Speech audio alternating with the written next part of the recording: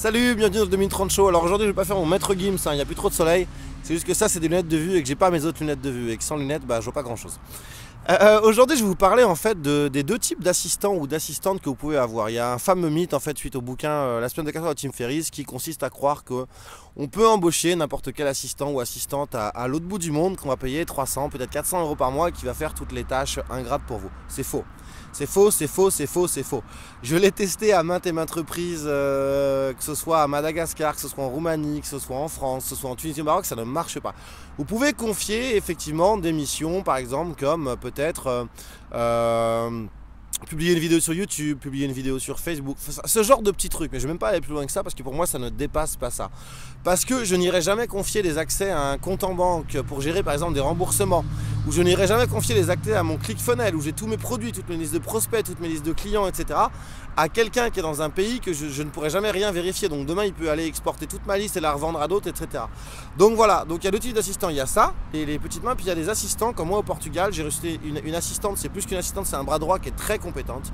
Je la paye 1000 euros par mois, elle me coûte 1300 charges comprises, ce qui est le salaire moyen au Portugal, mais elle en est plutôt contente. Donc c'est une Française installée ici, qui parle le français, le portugais, l'espagnol, parce qu'elle est d'origine espagnole, et l'anglais.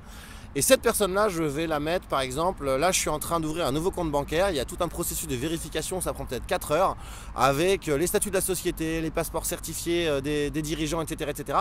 Ça, je lui confie, parce qu'elle, c'est ma salariée au Portugal, j'ai 100% confiance. De la même manière, demain, je peux lui confier la distribution d'un produit, par exemple, j'ai un produit physique, je peux très bien lui dire, voilà, tu parles espagnol, je te confie la distribution de ce produit sur le marché espagnol, donc elle va aller trouver des distributeurs, prendre contact avec eux, peut-être lui payer un billet d'avion pour qu'elle aille sur place, pour aller voir les gens, négocier avec eux.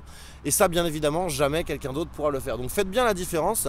Je voulais vraiment conclure là-dessus. Il y a vraiment ce fameux mythe de l'assistant virtuel à distance. Ça ne marche jamais. Faites bien attention à ça, ne tombez pas dans le piège. Et ne vous dites surtout pas que vous allez pouvoir confier tout votre business à quelqu'un qui est à l'autre bout du monde pour 300 balles par mois. Vous avez aimé cet épisode, alors n'hésitez pas à vous abonner sur notre chaîne YouTube, vous inscrire sur notre page Facebook et si vous avez envie d'écouter l'épisode que en audio, il est aussi disponible sur iTunes en version podcast.